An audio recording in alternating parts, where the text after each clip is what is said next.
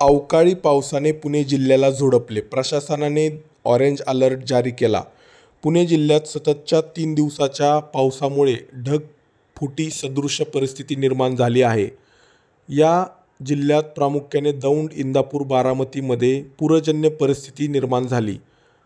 इंदापूर तालुक्यामध्ये अकोले या गावात संपूर्ण जनजीवन विस्कळीत झाले. येथील ओढे, नाले, कॅनॉल हे तुडुंब भरून वाहत होते. विहिरींना पाणी पाहायला मिळाले.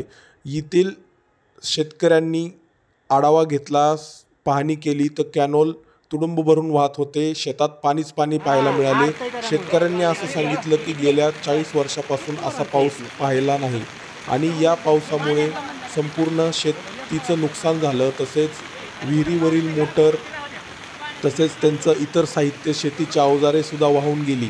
पिकाचं अतोनात नुकसान झालं.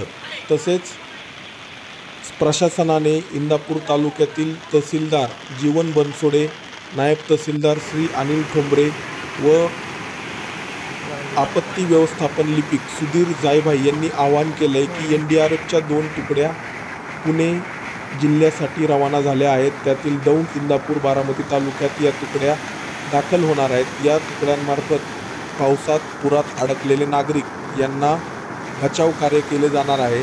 प्रशासनाने आवाहन केलं आहे की आपण सुरक्षित स्थळी राहा, घरातून बाहेर पडू नका व अलर्ट राहा, असा संदेश पुणे जिल्हा आपत्ती व्यवस्थापन कक्षाने दिला आहे.